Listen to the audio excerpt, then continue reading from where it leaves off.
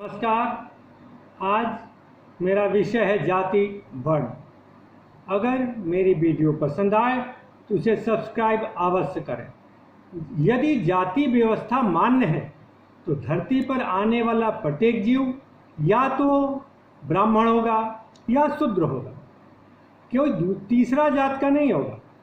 स्मृति के मूल पाठ में भी यह कहा गया है कि व्यक्ति जन्म के साथ शूद्र होता है और फिर शुद्ध होकर वह ब्राह्मण बन जाता है।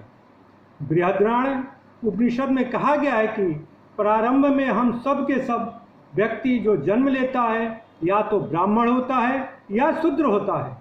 कहने का तात्पर्य यह है कि व्यक्ति कोई किसी जात में जन्म नहीं लेता, किसी वर्ण में नहीं आता, वह ईश्वर द्वारा प्रदत्त होता है। वह या तो ब्राह्मण होगा या शूद्र होगा, यानी कहने का तात्पर्य किसी एक ही जाति का वर्ण का होगा। जाति या वर्णों का विभाजन व्यक्तिगत स्वभाव पर आधारित है जो परिवर्तनीय है।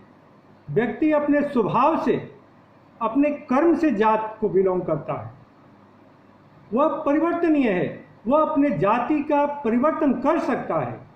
ज्यों-ज्यों कला और कार्य कौशलों की संख्या बढ़ी, उसी प्रकार पेशे कला कौशलों के आधार पर जातियों का विकास हुआ। ऐसा नहीं है कि ईश्वर ने जाति के रूप में टपका दिया ऊपर से। हमने व्यवस्था की, हमने जाति की व्यवस्था की। जो हमारे कार्य थे, जिस तरह हमारा व्यवहार था, उस तरह हमारे जाति की व्यवस्था हुई। हिंदू धर्म की एक सर्वमान्य विशेषता है कि मनुष्य में आत्मा को स्वीकार करता है और आत्मा की कोई जाति नहीं होती। आत्मा अलग अलग जातियों की अलग अलग आत्मा नहीं होती, आत्मा एक होती है। इसलिए इसमें कोई अंतर नहीं है, कोई जाति व्यवस्था नहीं है। महाभारत के एक श्लोक में कहा गया है कि हम सभी मनुष्य, जो भी व्यक्ति है धरती पर आए, वह ब्राह्मण ही के रूप में जन्म लेता है और बाद में अपने आचरण, काम धंधों, कार्य कौशल, व्यवसाय के आधार पर अलग अलग वर्णों का हो जाता है। एक वर्ण मिदं पूर्व विश्वमासीद युधिष्ठिरः कर्म क्रिया विशेषण चातुर्थ वर्ण प्रतिष्ठा। संपूर्ण विश्व में पहले एक ही वर्ण था, कोई दूसरा वर्ण नहीं था, कोई दूसरी जाति नहीं थी। जो भी होगा कोई एक ही वर्ण होगा, या ब्राह्मण हो, राजपूत हो, वैश्य हो या शूद्र हो, एक ही होगा। लेकिन ज्यों जी कार्य कौशल बढ़ते गए, व्यवसाय बढ़ता गया, उसके आधार पर लोगों को कर्म के आधार पर वर्णों का विभाजन हो गया। ये चार वर्ण थे। ब्राह्मण वे थे जिनके पास कोई अपनी जमीन जायदाद नहीं थी, शासन वर्ग में नहीं रहते थे, उनका काम पुरोहितगिरी करना था, या ऋषि दृष्टा थे जो समाज के अंतःकरण थे, वे ब्राह्मण होते थे। क्षत्रिय लोग प्रशासन का काम करते थे, फौज में रहना, देश का शासन व्यवस्था करना, ये सिद्धांत उनके जीवन का प्रथम सम्मान और श्रद्धा था। देश का शासन, देश उनके लिए सर्वोपरि था। वैश्य जो लोग व्यापार और कारीगर का काम करते थे, जो शिल्प और कार्य कौशल का काम करते थे, जिनका उद्देश्य कार्य का पटुता थी। चौथा था शूद्र वे थे जो अपने कार्यों में कुशल नहीं थे, कार्य के प्रति उनकी रुचि कम थी, वे शूद्र कहलाते थे। उन्हें अपने कार्यों में विशेष रुचि नहीं होती थी, लेकिन उनमें से जो कार्य कुशल हो जाते थे वे शूद्र न होकर वैश्य हो जाते थे। और वही वैश्य जब फौज में आ जाते, राजा बन जाते, तो वे राजपुत्र हो जाते थे।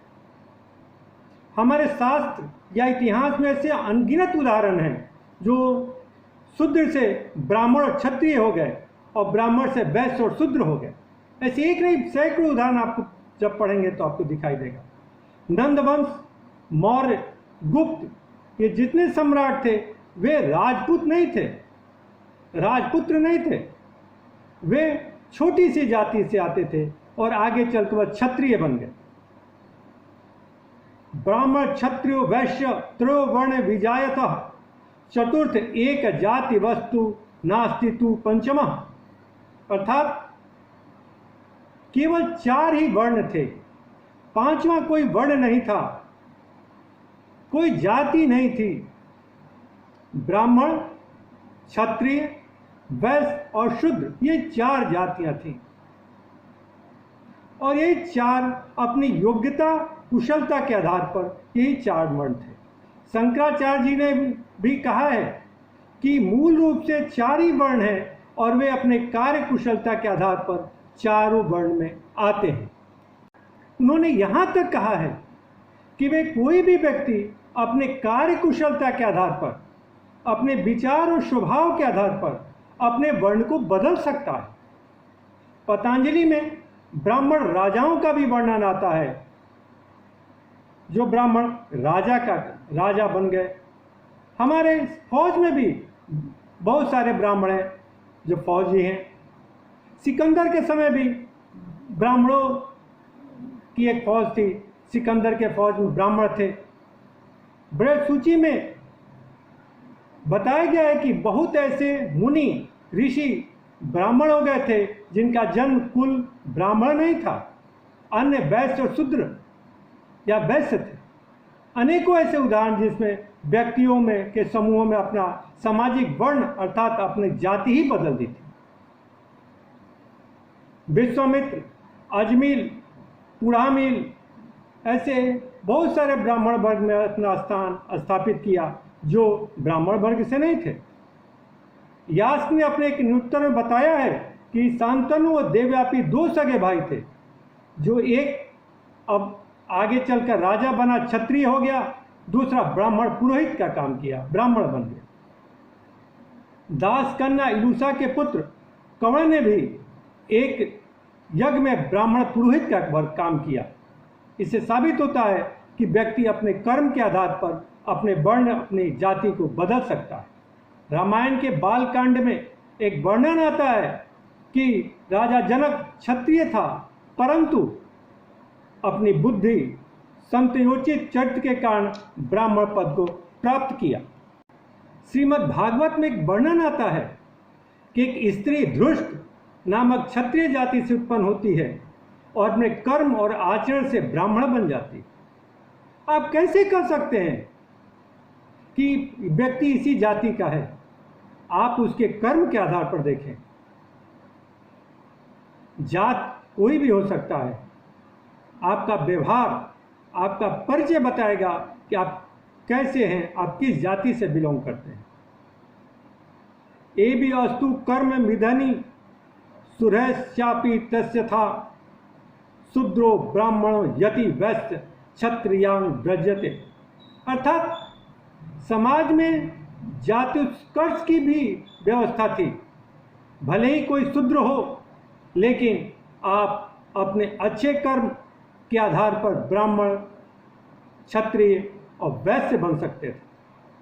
न योनि नारदानी संस्कारो न श्रुयंच न संतति कर्णामि द्विज्वा वृत्तमेव तु कर्णा सर्वेणी ब्रह्माणि लोके वृत्तेन च विद्यते वृत्त स्थित अस्तु शूद्रेपि ब्रह्म तत्व निश्चति। यह सभी ब्राह्मण, क्षत्रिय या वैश्य, शूद्र जन्म के आधार पर नहीं होते, अपने परिवार के आधार पर नहीं होते, अपने कुटुंब के आधार पर नहीं होते, वे अपने आचरण और व्यवहार के कारण होते हैं।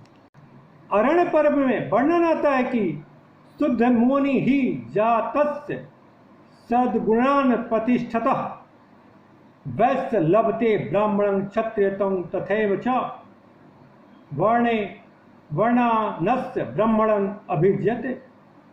भले ही किसी का जन्म किसी भी जाति में हो, किसी भी कुल में क्यों नहीं हुआ हो, हम उसके आचरण के द्वारा उसके उच्चतम स्थिति से सर्वश्रेष्ठ पद को प्राप्त कर सकते हैं। हम अपने व्यवहार, अपने ज्ञान, अपनी कार्य कुशलता के आधार पर हम अपनी जाति बदल सकते हैं। अर्थात कहने का तात्पर्य यह है कि व्यक्ति की जाति या वर्ण उसके जन्म से नहीं, बल्कि उसके आचरण कर्म से निर्धारित होता है। हम कहने के लिए बड़े जाति के हों और हमारा कर्म जो है एकदम घटिया और नीचे स्तर का हो, तो हम कैसे उस वर्ग के, उस जाति के हो सकते हैं। इसलिए हमारे कर्म बताएंगे कि हम किस जाति के हैं, किस कर्म के हैं। हमारी वीडियो पसंद आए तो उसे लाइक करें, सब्सक्राइब करें, बेल आइकॉन दबाना न भूलें। नमस्कार।